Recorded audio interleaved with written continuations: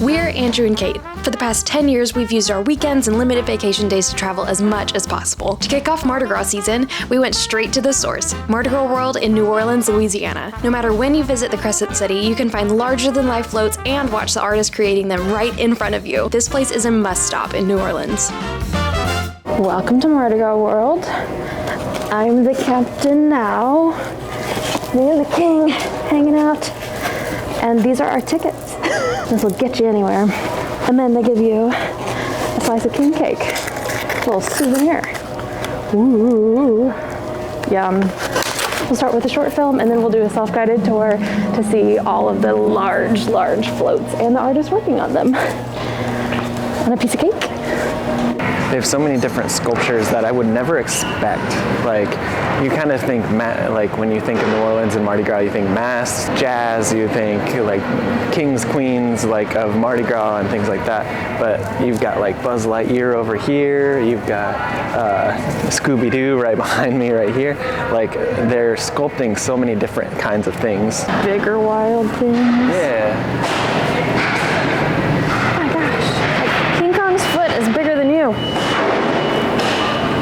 It's a little intimidating. Go stand by him. Oh my gosh, you look tiny compared to him. I can't even get you in the same frame. Wow. It really shows the depth, especially with these kind of floats. Like, you always see like Bourbon Street and different things like that, the 2 levels of the building, and you can tell with these kind of sculptures that the tops of those floats go to the top of those buildings. So even if you're at the top of those buildings on Bourbon Street, you're still gonna get that big gorilla face coming right past you. Eye level with Kong. Each different parade is by a different crew, Krewe.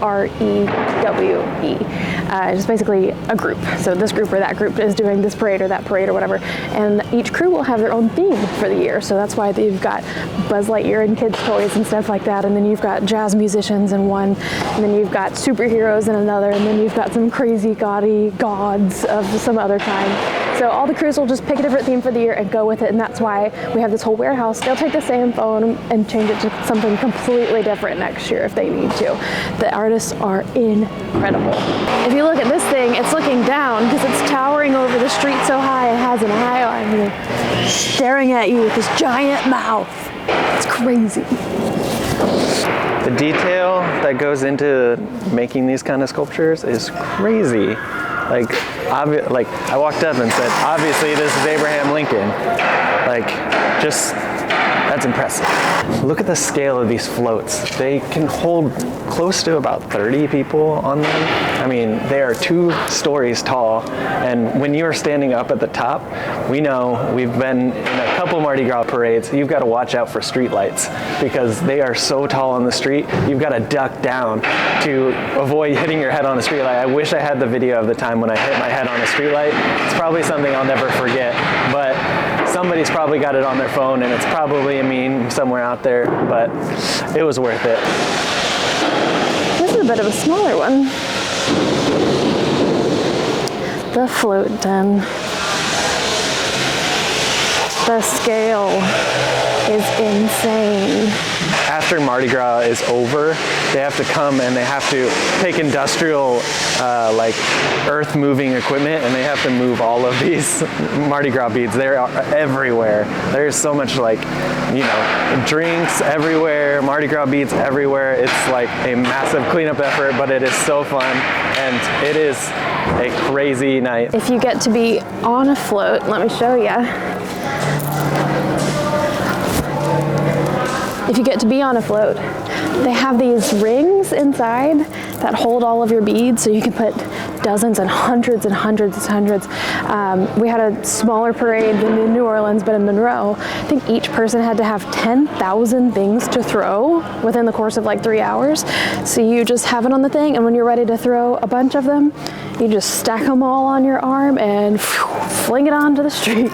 And you've never felt more like Oprah in your life. You get a bead, and you get a bead, and you feel like a celebrity for a day. It's incredible. You look like a rapper with your gold chain, your black and your hoodie. Mardi Gras beads. here in New Orleans. Bless your poor foggy glasses. Yeah, always. I've never seen them build one from scratch like that. It's just a giant truck bed that they deck out. Wow, look at that. What is it? It's a machine like carving out the styrofoam different designs. What? So they put it into the computer and then they cut it out. That's incredible. That's very cool. Wow.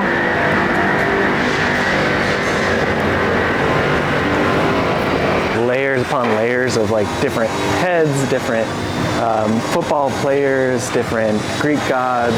Like, I think they just kind of store them back here so that they can pop on a new head if they need to. Like, yeah, let's change this to a man with a beard, or let's change this to a Greek god at the front of the float.